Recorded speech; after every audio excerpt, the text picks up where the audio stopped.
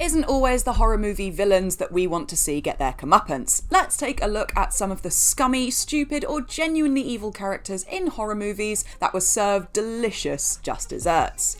I'm Tilly from What Culture Horror, and these are 7 horror movie characters who got what was coming to them. Number 7. Tamara, See No Evil 2. Okay, so Tamara isn't a bad person as such, she's just an absolute moron. In this sequel to the 2006 very subpar slasher, we're introduced to another gaggle of young and attractive people who we just know are doomed to be stalked by a generic hulking slasher. Among them is Tamara, played by Katharine Isabelle of Ginger Snaps, American Mary, and NBC's Hannibal fame. Protagonist Amy works at the city morgue, where Jacob Goodnight, the baddie of the film, and his victims from the previous movie are being delivered and processed. For a fun surprise, her friends throw her a birthday party in the grim building, Tamara being one of the guests. Tamara's obsessed with serial killers and death, so she grabs a lad called Carter and goes to look at Jacob's body, which for some reason just turns her on. She starts grinding on the literal corpse of a dead murderer, which is not only a tad disrespectful but utterly bizarre. Jacob wakes up and kills her partner whilst Tamara escapes, which really wasn't fair on Carter, as it was Tamara who seemed to make the blood flow back into the dead man's body.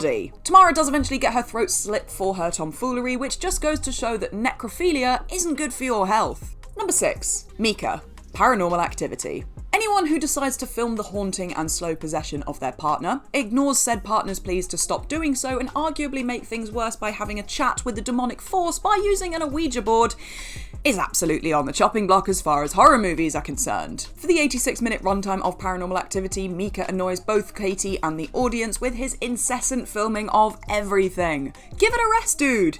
Not only that, but he's skeptical of Katie's supernatural fears for a good chunk of the movie, and often in the horror genre, this means you don't last very long. Little things like getting angry at Katie for not previously informing him of the fact she had a paranormal experience as a child, trying to pressure her into filming their horizontal dancing, and always walking directly to the sources of spooky noises during the nighttime, certainly add up when watching. By the time he's chucked at the camera, we can't help but feel a little pleased that he's not around to bother us anymore.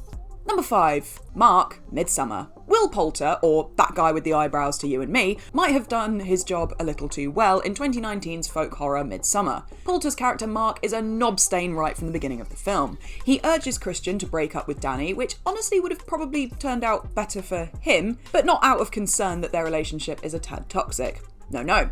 He's worried that Christian is missing out on casual sex with random waitresses. What a good friend. After the murder that kills Danny's entire family, Mark isn't particularly supportive or even kind to her, outright resenting the fact she's joining his lads on tour trip to Sweden. However, the final nail in the coffin is when he alleviates himself on an ancestral tree, revealing himself to be a careless fool. His fate is hinted at earlier in the film when a group of children are playing a game called Skin the Fool. It's exactly what it says on the tin.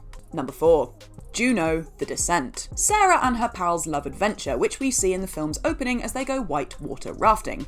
However, on the way home, Sarah's husband and daughter are killed in a tragic car accident. 1 year later, in an attempt to make her feel better, Sarah's chums decide to take her spelunking, which I think is actually my favourite word in the history of words possibly ever. It goes horribly wrong. Not only are there nasty beasties living in the underground cave system that have a craving for human flesh, but Juno admits she's taken them to a completely unknown cave system, despite telling the group it was well explored. This is the first indication she's got a knack for deception. Next, when the group are first attacked, Juno accidentally stabs companion Beth in the neck and then leaves her to die. Not before Beth grabs Juno's pendant in desperation, however. Sarah later finds Beth, who begs to be put out of her misery. Sarah complies, but notices the jewellery. It's then we and Sarah realise that Juno and Sarah's husband had been having an affair before his death. Sarah, now a bona fide badass, confronts Juno, slamming a pickaxe into her leg and leaving her to face a whole crowd of the monsters. Since I refuse to believe the sequel to this film exists, let's just say Juno's grisly fate was undoubtedly deserved. Number 3.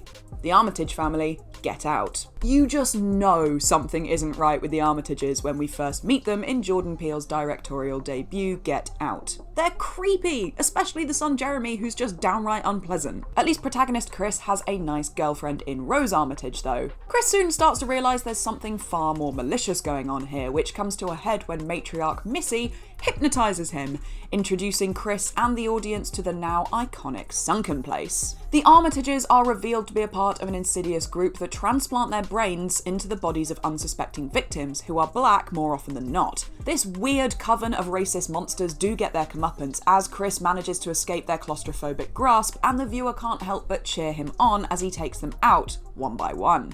Number 2. Dr. Foley, The Cult of Chucky. The 90s were an odd time for the Child's Play franchise, but by the time Curse of Chucky burst onto our screens back in 2013, the saga seemed to be back on track. 2017's Cult of Chucky was equally a welcome return to form, as well as being a genuinely good entry to the franchise. One of the less enjoyable aspects of the film was the vile Dr. Foley, who torments protagonist Nika while she's trapped in a psychiatric institution. We first assume that Foley is just dismissive of her claims and isn't the sharpest tool in the shed when he tries to use a good guy doll as a form of therapy. Turns out he really is just the worst kind of tool. It turns out that Foley had been sexually abusing Nika while she was meant to be under his care, taking advantage of her while she was undergoing hypnotherapy, and was unable to fight back.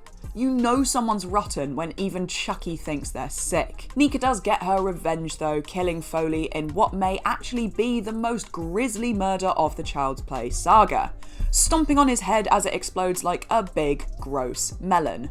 Good riddance, I think.